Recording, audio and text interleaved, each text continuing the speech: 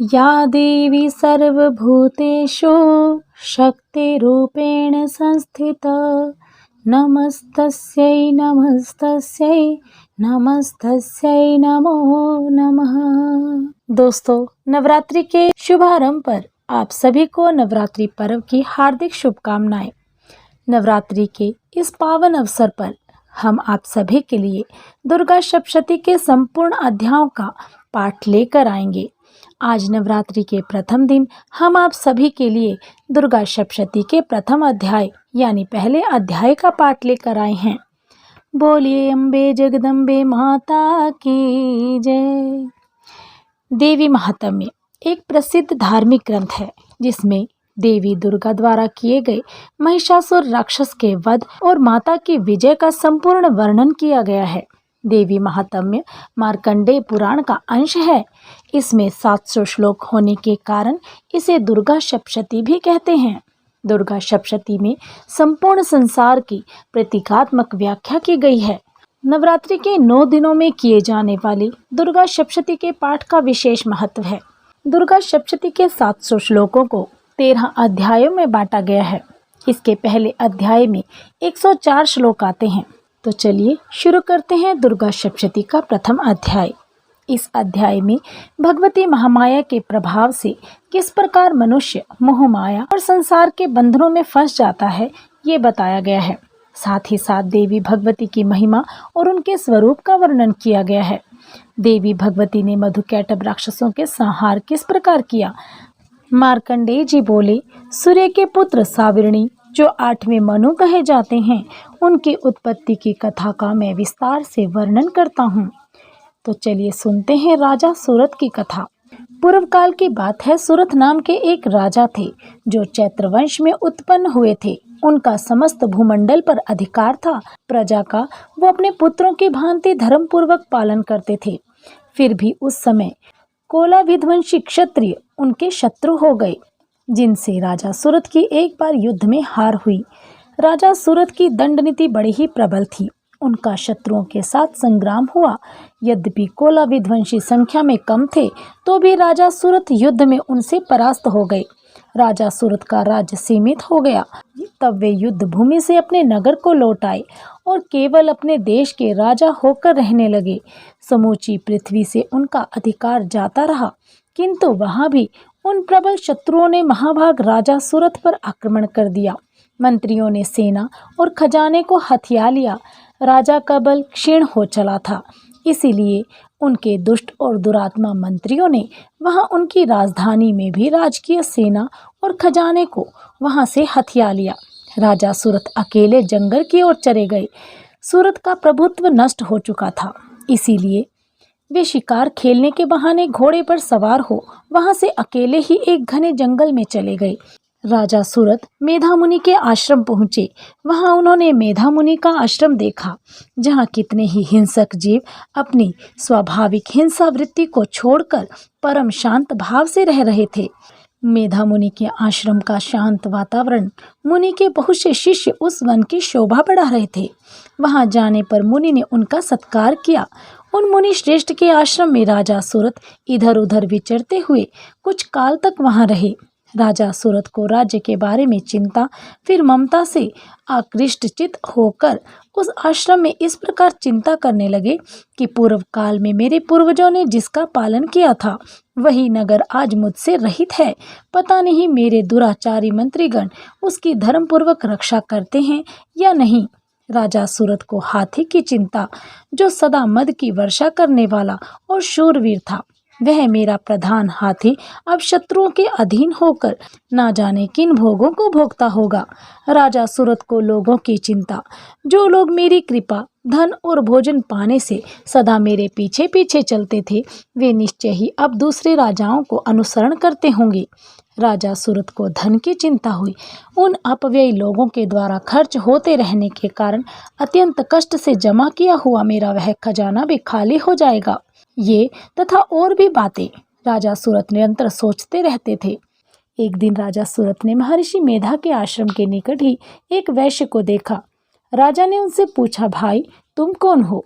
यहाँ तुम्हारे आने का क्या कारण है और तुम मुझे शोकग्रस्त अनमने से दिखाई दे रहे हो।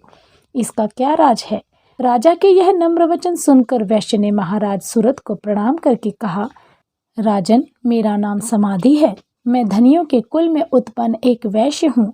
मेरी दुष्ट स्त्री पुत्र आदि ने लोभ से मेरा सब धन छीन लिया है और मुझे घर से निकाल दिया है। मैं इस तरह से दुखी होकर इस वन में चला आया हूँ और यहाँ रहता हुआ मैं इस बात को भी नहीं जानता कि अब मेरे घर में इस समय सब कुशल हैं या नहीं।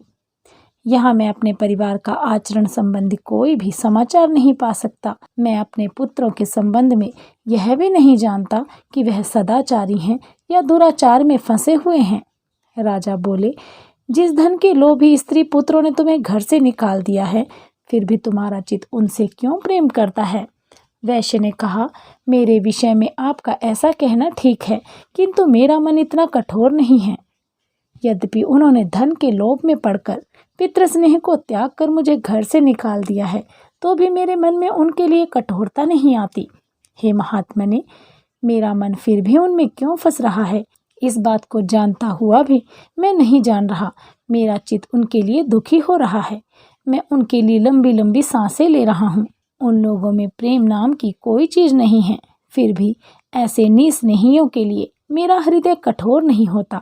महर्षि मार्कंडेय जी आगे कहते हैं, हे ब्राह्मणों, इसके पश्चात महाराज सूरत और वह वैश्य दोनों महर्षि मेधा के समीप गए और उनके साथ यथा योग्य न्याय संभाषण करके दोनों ने अपनी बातचीत आरंभ की। राजा बोले, हे भगवान, मैं आपसे एक बात पूछना चाहता हूँ, सो आप कृपा करके मुझे बताइए। मेरा मन मेरे अधीन नहीं है, इससे मैं बहुत दुखी हूँ। राज्य धन आदि की चिंता अभी तक मुझे बनी हुई है। मेरी यह ममता अज्ञानियों की तरह बढ़ती जा रही है और यह समाधि नामक वैश्य भी अपनों से अपमानित होकर यहाँ आया है। इसके स्वजनों ने इसे त्याग दिया है। स्वजनों से त्यागा हुआ भी यह उनसे हार्दिक प्रेम करता रहता है। इस तरह हम दोनों ही दुखी हैं। हे महाभाग, उन लोगों के अवगुणों को देखकर भी हम दोनों के मन में उनके लिए ममता जनित आकर्षण उत्पन्न हो रहा है। हम ज्ञानी होते हुए भी ऐसे क्यों हैं? अज्ञानी मनुष्यों की तरह हम दोनों में यह मूर्खता क्यों आ रही है? महर्षि मेधा ने कहा, विषम मार्ग का ज्ञान सब जंतुओं को है। सबों के लिए विषय पृथक पृथक होते हैं। कुछ प्राणी दिन में नहीं देखते और कुछ रात को, परंतु कोई जीव ऐसे हैं जो दिन और रात दोनों में देख सकते हैं। यह सत्य है कि मनुष्यों में ज्ञान प्रधान है, किंतु केवल मनुष्य ही ज्ञानी नहीं होता, पशु पक्षी आदि भी ज्ञान रखते हैं। अन्य बातें भी दोनों में एक जैसी पाई जाती हैं। ज्ञान होने पर भी इन पक्षियों की ओर देखो कि अपने भूख से पीड़ित बच्चों की चोंच में कितने प्रेम से अन्न के दाने डालते हैं।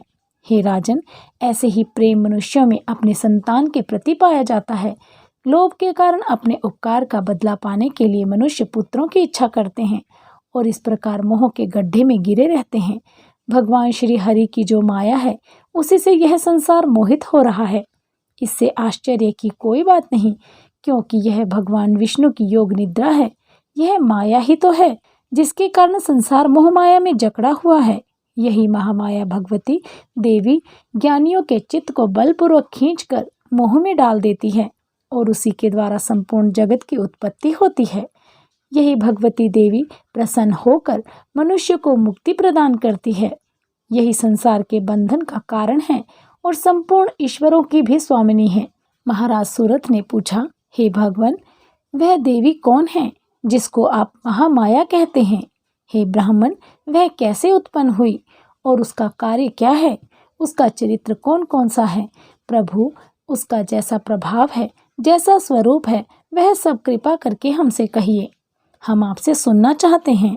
महर्षि मेधा बोले, राजन, वह देवी तो नित्य स्वरूपा है। उसके द्वारा यह संसार रचा गया है, तब भी उसकी उत्पत्ति अनेक प्रकार से होती है। वह सब आप मुझसे सुनो। जिस समय वह देवताओं का कार्य सिद्ध करने के लिए प्रकट होती है, उस समय वह उत्पन्न हुई कहलाती है। संसार को जलमय करके जब भगवान विष्णु योग निद्रा आश्रय लेकर शेष शैया पर सो रहे थे, तब मधुकैटभ नाम के 2 असुर उनके कानों के मैल से प्रकट हुए और वह श्री ब्रह्मा जी को मारने के लिए तैयार हो गए। श्री ब्रह्मा जी ने जब उन दोनों को अपनी ओर आते देखा और यह भी देखा कि भगवान विष्णु योग निद्रा का आश्रय लेकर सो रहे हैं, तो वह उस समय भगवान श्री विष्णु के जागने के लिए उनके नेत्रों में निवास करने वाली योग निद्रा की स्तुति करने लगे। श्री ब्रह्मा जी ने कहा, देवी तुम ही स्वाहा, तुम ही स्वधा और तुम ही विष्टकार हो। स्वर भी तुम्हारा ही स्वरूप है। तुम ही जीवन देने वाली सुधा हो। नित्य अक्षर प्रणव में आकार उकार मकार इन तीनों माताओं के रूप में तुम ही स्थित हो। इनके अतिरिक्त जो बिंदु पथ अर्धमात्रा है, जिसका कि विशेष रूप से उच्चारण नहीं किया जाता, हे देवी वह भी तुम ही हो। संध्या सावित्री और परम जननी तुम ही हो। तुम इस विश्व को धारण करने वाली हो।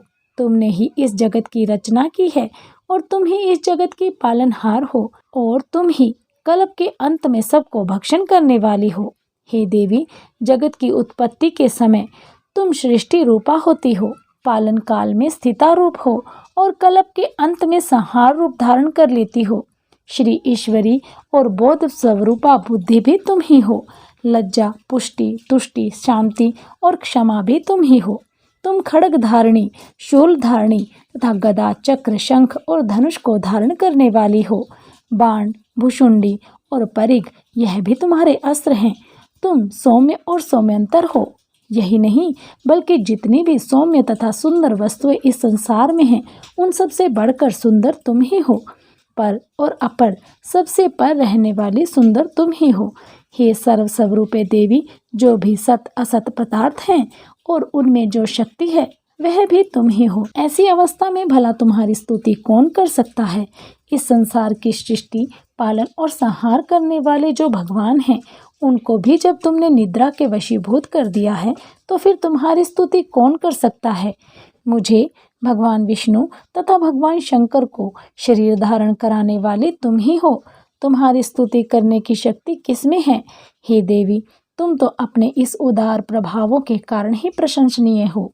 मधु और कैटब जो भयंकर असुर हैं, इन्हें आप मोह में डाल दो और श्री हरि भगवान विष्णु को भी जल्दी जगा दो और उनमें इनको मार डालने की बुद्धि भी उत्पन्न कर दो।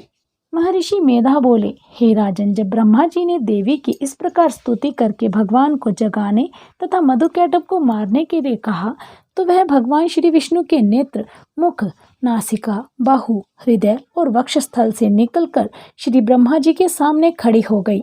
उनका ऐसा कहना था कि भगवान श्री हरि तुरंत जाग उठे।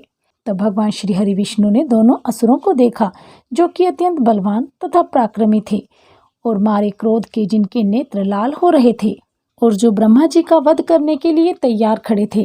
तब क्रोधित हो उन दोनों दुरात्मा असुरों के साथ भगवान श्री हरि पूरे 5000 वर्ष तक लड़ते रहे। एक तो वह अत्यंत बलवान तथा पराक्रमी थे, दूसरे महामाया ने भी उन्हें मोह में डाल रखा था। मोह में डालकर वह भी भगवान से कहने लगे, हम तुम्हारी वीरता से अत्यंत प्रसन्न हैं, तुम हमसे कोई वर मांगो। तब भगवान श्री हरि विष्णु ने कहा, यदि तुम मुझ पर प्रसन्न हो तो अब तुम मेरे हाथों से मर जाओ। बस इतना सा ही वर मैं तुमसे मांगता हूँ। यहाँ दूसरे वर से क्या प्रयोजन है। महर्षि मेधा बोले, इस तरह से जब वह धोखे में आ गई और अपने चारों ओर जल ही जल देखा, तो वह भगवान श्री हरि विष्णु को कहने लगे, जहाँ पर जल न हो, सूखी जमीन हो, उसी जगह पर हमारा वध कीजिएगा। महर्षि मेधा कहते हैं, भगवान श्री हरि विष्णु ने तथास्तु कहा। तथास्तु कहकर भगवान श्री हरि विष्णु ने उन दोनों को अपनी जांघ पर लिटाकर उन दोनों के सिर काट डाले। इस तरह ये देवी श्री ब्रह्मा जी की स्तुति करने पर प्रकट हुई थी।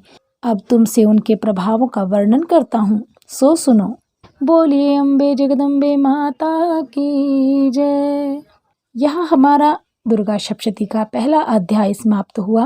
कल हम अपनी अगली वीडियो में आपके लिए दुर्गा सप्तशती का दूसरा अध्याय लेकर प्रस्तुत होंगे, तो बने रहें हमारे साथ।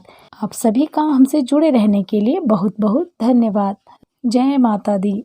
तो दोस्तों, यदि आप हमारे चैनल पर नए हैं तो सबसे पहले आप हमारे चैनल को सब्सक्राइब करें और बेल आइकन दबाना बिल्कुल भी ना भूलें, ताकि आपको हमारी हर वीडियो की अपडेट प्राप्त होती रहे। कमेंट बॉक्स में जय माता दी लिखना बिल्कुल भी मत भूलिएगा। यदि आपको हमारी ये वीडियो पसंद आई है तो इसे आगे अपनी फैमिली और फ्रेंड्स में शेयर ज़रूर करें। आप सभी का बहुत बहुत धन्यवाद।